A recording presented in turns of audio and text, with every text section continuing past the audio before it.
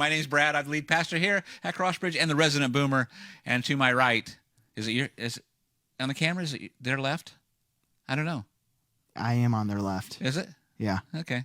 Yep. Yeah, this is Jordan, and he's the online pastor and one of our resident millennials. You can tell we are geographically challenged. We are definitely geographically but challenged. Hey, thank you so much for tuning in. This is episode 5 of season 3.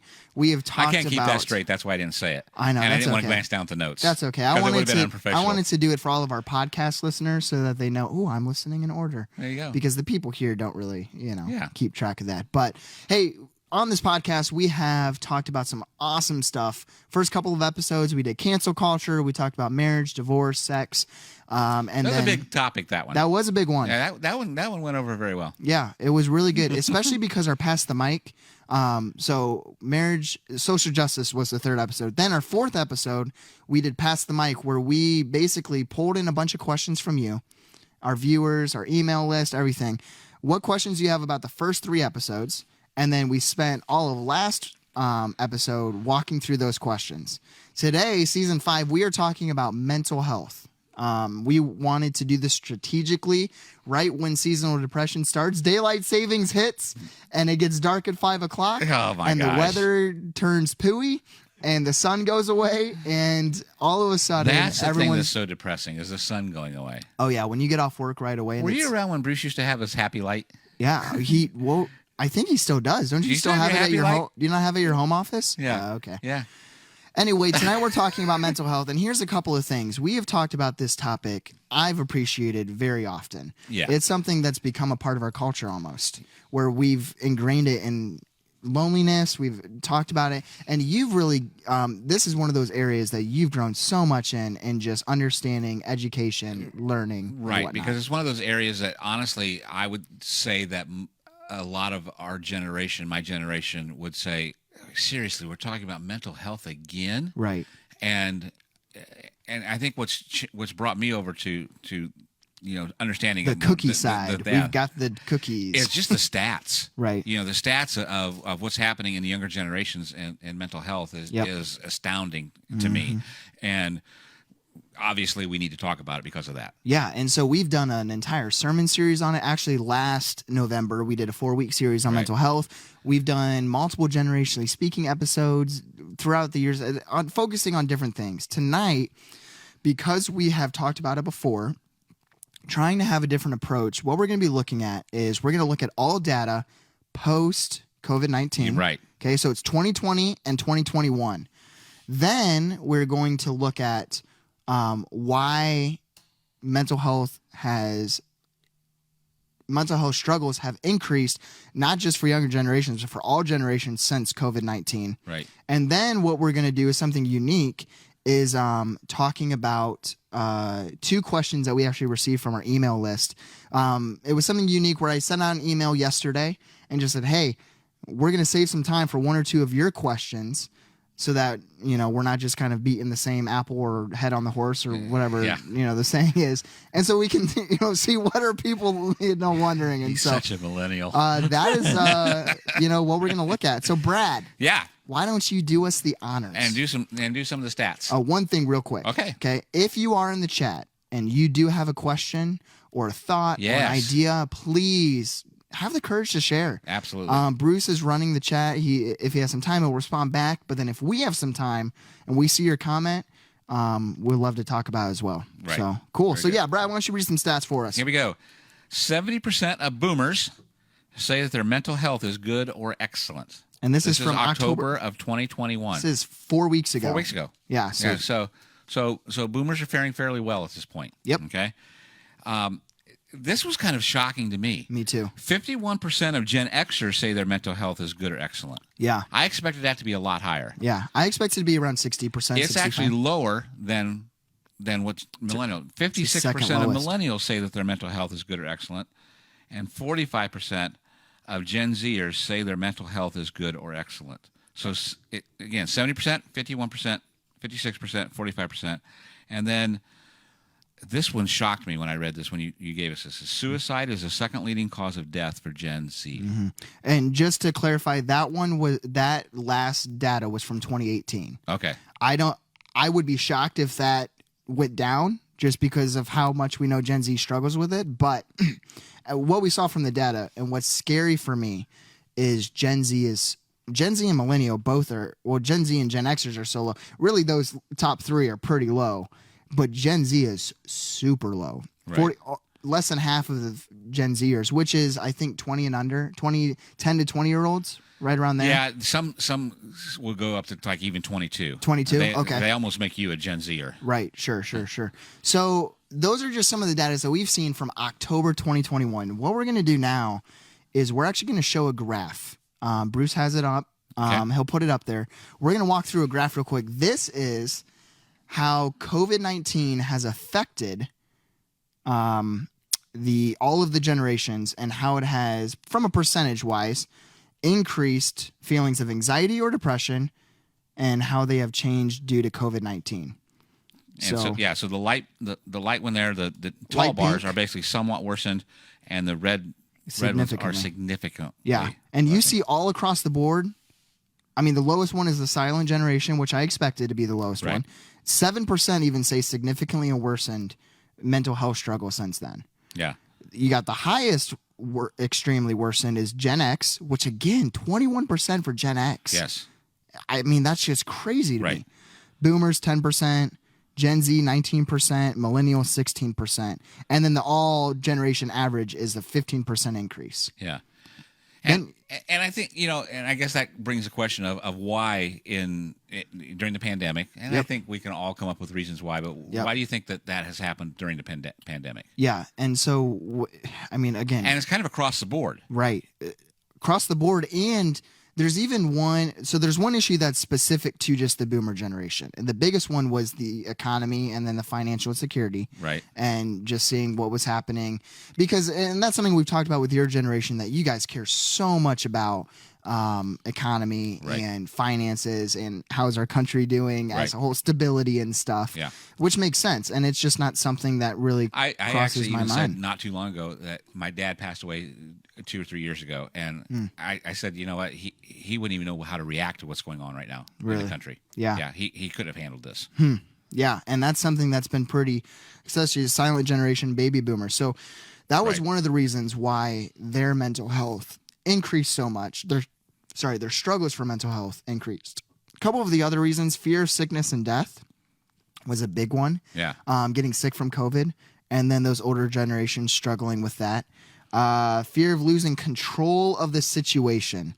This was another big one for Gen X, Boomer, and Silent Generation. Part of it was some of the mandates. Right. Part of it also was just, this is one of those things where even if you are vaccinated, you can still get sick and spread the sickness. Right. And so it's that idea of there's not like 100% control. Well, that and I think part of it was just the confusion, and even and I think people would say the CDC and there was Exactly. Here's data one way. Oh no, we changed our mind. It's this Yep. way now, and now Yep. there's all this confusion. Well, which way is it? Yep. And then it becomes okay. Well, you're not telling us the truth anyway. And then you've got the media that plays a role in everything. Exactly. Everything became political. Yep. And so you've got this situation So where there's there's no all this- control all this whatsoever. tension. Yeah. Yeah. Susan says Gen X now is folks in their 40s and 50s. They have ailing parents, stressful jobs, kids to manage. No wonder stress is up. Amen. That's so true. That's great. So That's true. great insight there. Yep. And so another reason why, along those lines, that I found that's causing anxiety and depression is job loss or being laid off during that time, or a struggling economy and whatnot. Here's a couple that have been really affecting the millennials and the Gen Z. These two things. I think mostly those generations, but I would argue that it affects across the board Yes, again. across the board. But mostly. Yep. This is why I think those suicide rates for the lower generations are so scary. Right. Because they didn't have the foundation that the older generations had established really prior to when technology and all that stuff. So Right. that actually is one of them. One of the reasons why mental health has become such an issue in our world is because too much technology. Right. I mean, science has shown that when you're spending time on social media and really just screen time in general, your mental health deteriorates. It's just across the board. You can look it up psychologically, scientifically. It's just when you are spending more time on screen time, your mental health takes a hit. And then it's just a stat that is yep, real. it's just something that's been, that has been researched and it's a scary statistic because we're going into a technological only world, right, and a social media only world. And you look at Gen Z and all the stats and things that are happening with them. That's all they've ever known. They were born into a world that's. I mean, I watch even my granddaughter or 3-year-old being able to scroll on a phone. Yeah. It's just amazing. The way that they can just maneuver around. I mean, they've got online classes. They have, whenever they miss school now, they don't have snow days. They still have to do at home learning. So one of the reasons why the younger generation struggles so much, and it's subconsciously because it's one of the things that is very hard to avoid in a culture now that is centered around technology. Social media, though, too, you've got, this is something, Michael, that our executive pastor shared with us. He said, hey, when I used to have a problem at school, whether it was a bully or something I just didn't like, I could go home and know that I wouldn't be bothered. Now, our younger generations, that's a great insight. Go home, and because of technology, you can't get away from it. You can be messaged, you can be talked about on... And then wondering if someone is talking about somebody, me. Yep.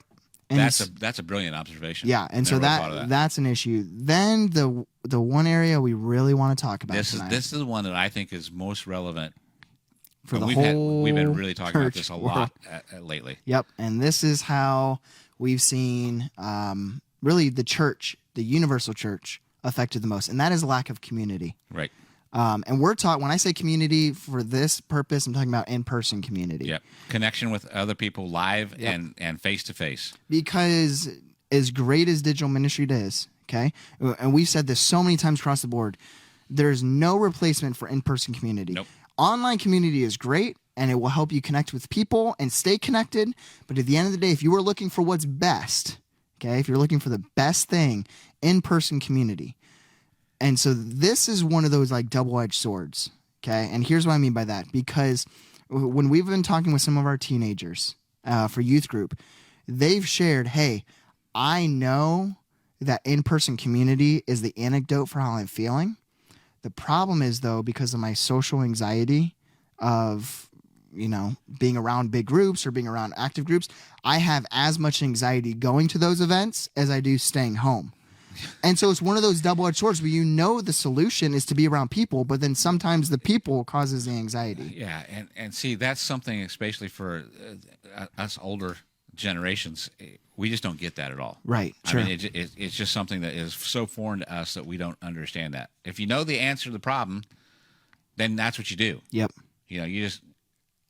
I don't get it. Yeah, I know. And it's one of those things where, especially when you're struggling with anxiety or depression or loneliness, and you become so overwhelmed, and then also there's, something psychologically going on where your brain is literally convincing you of one way or another, or even some spiritual warfare. We've talked about that too. I think that is so true, especially...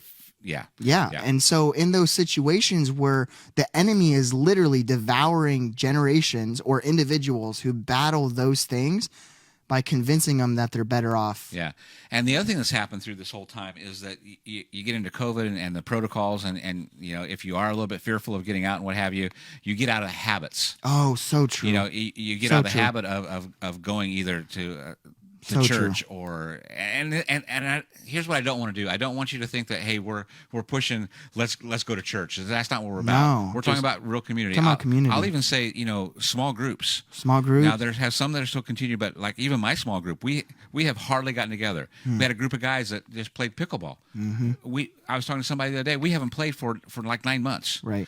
And it's part of it's just because you've gotten out of the habit. Yep. You haven't made a priority. Yep. And now but those things are so important for your mental health to get back in. And one of the things that it's literally across the board every single time that someone shows up to a gathering, whether it is a church event or whether it is a small group event or a coffee shop or anything, first thing he says, man, have I missed this? I didn't know how much I missed this. Yeah. And that's because we get so comfortable.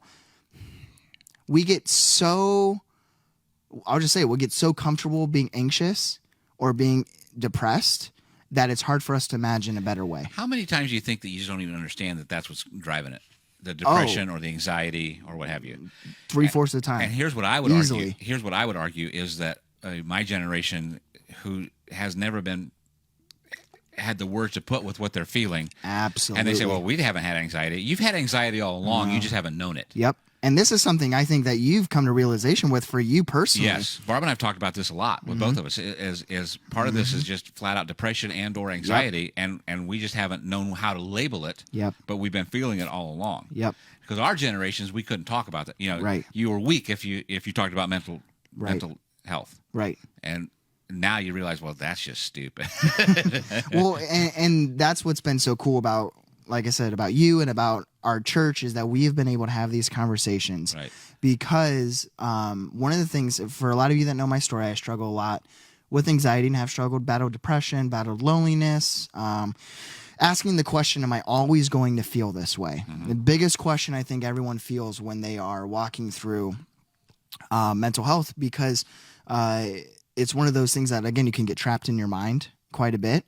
And so one of the things I wanted to bring up, I wanted to, walk through this story real quick and then answer these two questions, and then we'll see where we're at. But one of the things I wanted to mention that helped me. So we were talking about him, Elijah, okay, in scripture. He's actually running from Jezebel. Okay. Yep. He had just performed this huge miracle. Unbelievable One of the miracle. coolest miracles in all of Scripture. Where he basically made all of these pagans who were, following other gods. And then flaunted it. Yeah. That's what was so fun made about them it. look stupid. Yeah. And then flaunted about Where's it. your God? Yeah, Where's your God now? Yep. And so then anyway, Jezebel gets wind of this, and she's like, hey, I'm going to go, pursue and kill Elijah, one of the greatest prophets of all time. Yeah.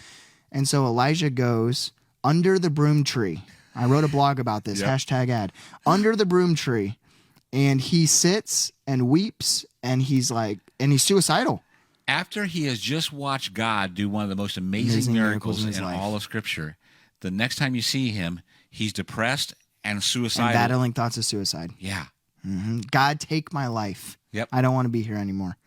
And if that's not a more obvious picture of what I think mental health feels like, where you can see God work such amazing things one day, and then you're depressed the next day. Right. And I think that's honestly why it can be so discouraging, and why you ask, okay, well, am I just always can I have 2 good days in a row? Why can't I just always feel like that? Right. Okay, good. Okay. And so it brought up a lot of questions about suicide, questions about depression, loneliness. And so what we wanted to transition into now is there's 2 questions we got from some viewers in our email list, just about mental health and all that fun stuff. And so we wanted to spend the last few minutes just answering these questions, and then encouraging you. So first question, Brad, is suicide a condemning choice? Okay, I think that's all the time we have right now. Time to wrap her up.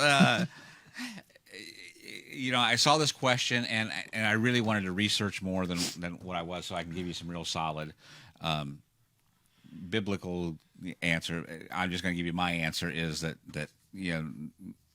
no, it's not a condemning sin. Just there you go. That's right. all. That's all I'm going to say. And so the person that asked me this question in the email list, I responded back to them. I said, "Hey, quick response. No, we don't believe that. I don't believe that No. Suicide is a condemning sin. I believe that God is big enough and knows the heart of the individual." Exactly. Grace, and the more redemption, grace, and grace. The more you see it and experience it and know it, it's all consuming. And again, it's so easy to try to get this in a box where you're trying to put God in a box and everything's black and white. We had this talk tonight at dinner, Yep. and I think this is one of those areas that it's very easy for someone to say, "Oh, black and white here," Yep. And I don't even know where that came from, because I remember hearing it many years ago that someone commits suicide, they're going to hell. One of the reasons why it gets brought up is because then someone will say, well, did they really ever have a relationship with God if they weren't willing to trust God through their struggles? And honestly, Wow. How insensitive. You know what I'm saying? Yeah. And when you study and learn and know how much of a struggle, and honestly, psychologically, we're learning it's science. There's a chemical imbalance and stuff, and the battle. You're like, wow. You wouldn't say these kind of things for people. Someone, if I die of diabetes, is it because I didn't trust God? Right. Exactly. I had someone in high school who stopped going to church. Her mom had died by suicide. She went to church that Sunday looking for hope. Yep. And the pastor shared with her, "You're never going to see your mom again because she's in hell." a new like goes to church to find hope, and that's what we're talking about. And that's actually what I grew up believing. I'll just be honest. Yeah. That's what the traditional, teaching was, right. because of, well, did you ever really have, a relationship with God? And that was one of the things that in high school I shared, like, that belief. And it wasn't until I got to college I'm like, wow, Jordan, you are such a dummy. Like, is God really confined to that? Yeah. And again, it goes, to your situations. It's like, man, if we're going to talk about that choice, which is a devastating choice, one that, of all the survivors, this is a statistic I learned, 9 out of 10 survivors of their first attempt say that they immediately regretted their attempt. And as they were attempting, ask for a second chance. 9 of 10, 90%. Which survivors. I think this would be a great spot to just say, and we don't know who's going to listen to this thing afterwards, what have you. But if you're in that kind of place, man, understand that there's hope. Yep. And reach out to somebody, reach out to us, reach out to whoever it is, and take a step. Yep. Here's the truth. Okay. Here's the truth. You might battle with mental health for your whole life. You just might battle it, right. But you won't always feel the way you are feeling right now. Correct. Okay. You will have times of sadness. You will have times of depression. You will have thoughts of suicide. You might have times of anxiety, but there's so much stinking hope. And here's another, going back to connection. Here's another, that's one of the solutions. And that to is I would argue, besides Jesus, the biggest solution. You is got to get yourself around a community that supports you, understands you, loves you, willing to talk to you in hard truths. Yep. I'm not saying you need a community that's just going to, let you wallow. Yep. There might be some challenging things or what have you, but being with other people in community is absolutely crucial with this. Absolutely. Sierra, that is such a great point.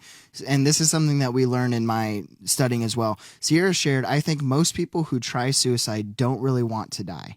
And that's actually a really accurate point. That's a great statement. It honestly comes down to, and then she just responded again, they're just tired or hopeless. Yeah. And that's what it comes down to.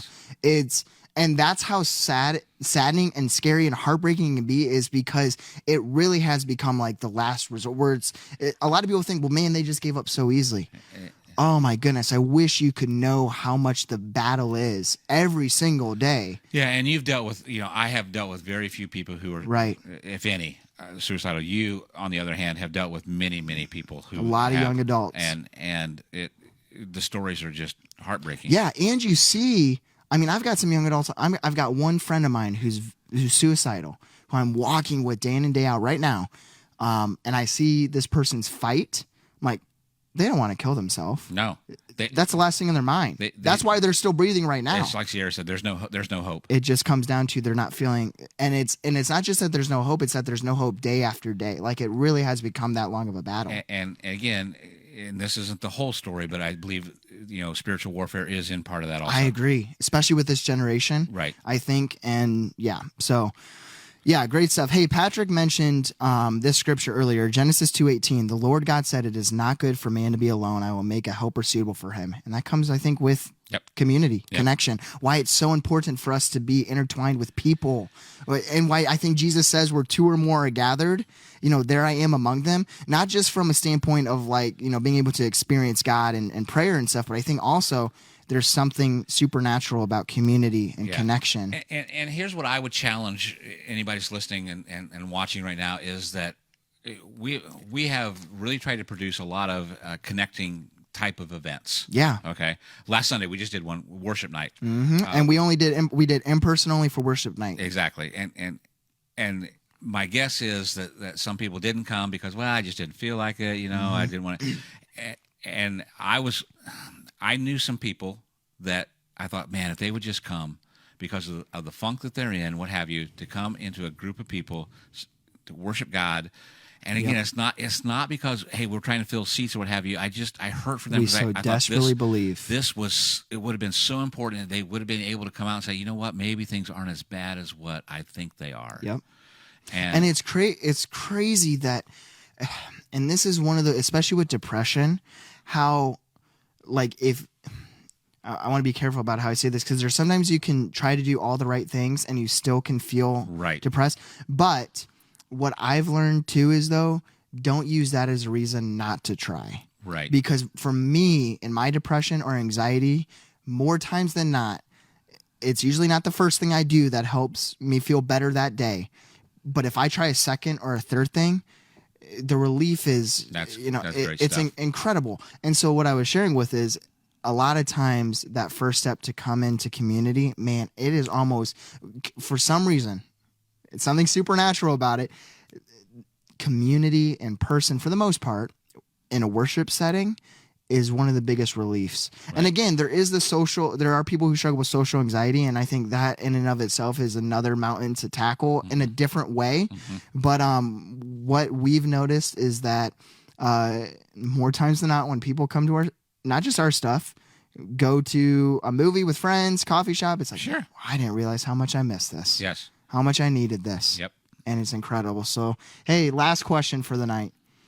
So, what are your thoughts on just pray away your mental illness? And this actually, just prayed away, was actually a common response for a lot of things in the 80s. You know what I think it stemmed from there is that one is back then we didn't understand the disease, right, if you will, right, and you don't know how to treat it, yep, or you don't know what to do because it's such a brand new thing on the medicine wasn't as accessible. No, counseling wasn't nearly as accessible. No idea. Yep. And so.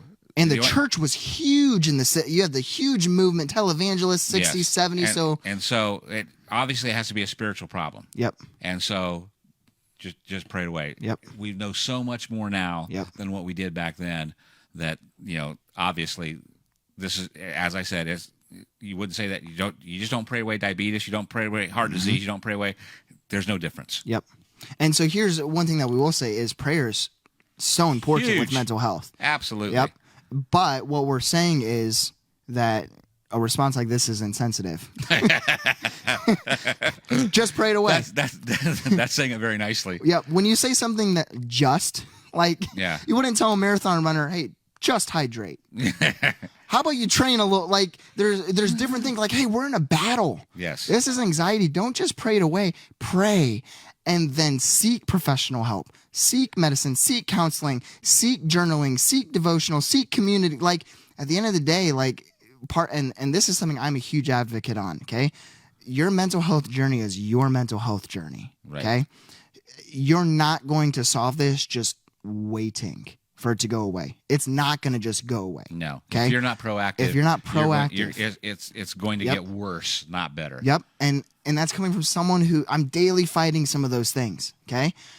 You have to take those steps. Don't be insensitive to those who are struggling to take steps at all, right, by just saying, man, if you just did this, you'd feel better. Sometimes they just do that and it doesn't work for them.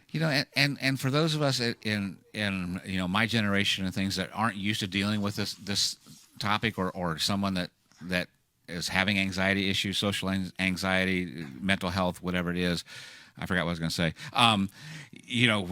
We have a tendency just to kind of blow it off, mm-hmm, and even if you don't understand it, you can still be a support. Mm-hmm. It's yep, man, I don't understand how you're feeling. Yep. But yep, how can I help you? Oh, that's so good, Brad. That is so good because, like you just shared, I think the biggest hiccup for not just older generations, but then even people who don't struggle with mental health, mm-hmm, and then just don't want to learn about mental health because it doesn't affect them. The biggest thing you can say, rather than trying to fix the situation for right, someone, because that's usually our response, is how can I fix you? Right. How can I walk alongside you? Yeah. If you can just flip those words around.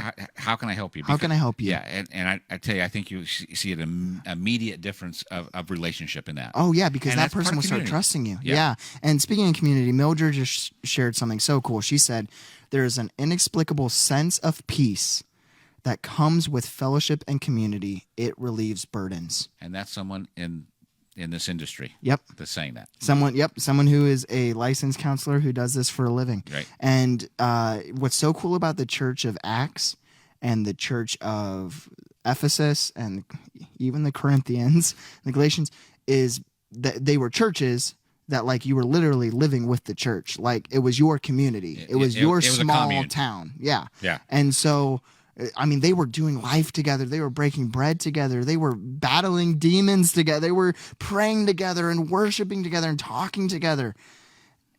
I think there's something there. Yeah. Yeah. Something in it, like Mildred said, an inexplicable sense of peace that comes with it. You can't be an island. Yep. You're not going to survive. Life was not meant to be, and the Christian life and the Christian walk was never meant to be done in solitude. So true. Yeah. So true. Hey, that's such good stuff. We could talk about this so long. We could just keep going on and on and on. We'll end with this. Bruce just shared in the chat, Galatians 6:2. Carry each other's burdens, and in this way, you fulfill the law of Christ. Great stuff. What it comes down to, not how can I fix you, how can I walk with you, how can I carry with you? Yeah. Okay? It's so good. Hey, thank you so much for joining us. Thank you for staying with us, Dennis, for the duration of the time. Wow, he missed kickoff. It probably is on in the background. Thank you so much. This is one of those great talks. I want to end by just saying, if you are struggling, reach out. And you don't feel comfortable sharing in the chat, private message myself, private message Brad, private message our Crossbridge page. We will connect you with professional help. If it is, you don't have to fight this alone. Yep, you don't have to. Quite a few of our staff members struggle with mental health. This is not news for us. Right. Okay, so we'd love to walk with you. We'd love to carry with you. Thank you for tuning in. Next week we're gonna be talking. Not next week. Sorry, December 5th, I think it is, because next week's holiday week. First or December 2nd. 2nd. Yes, the week before our business meeting. Okay. I don't know. One of the next times, our next episodes, we are talking about the deconstruction of faith. Oh, I can't wait for this. Yeah, this is something Brad's been excited about. I am excited about this. So, hey, thanks for tuning in. We hope to catch you next time. Have a great rest of your evening. Yep. Have a great Thanksgiving. I forgot about that. If you need some community, Jordan is teaching. I am teaching on Sunday. This Sunday. So I'd love to have you connect. Yep. Hey, have a great rest of your evening, everyone. Thanks, everybody. See you next time.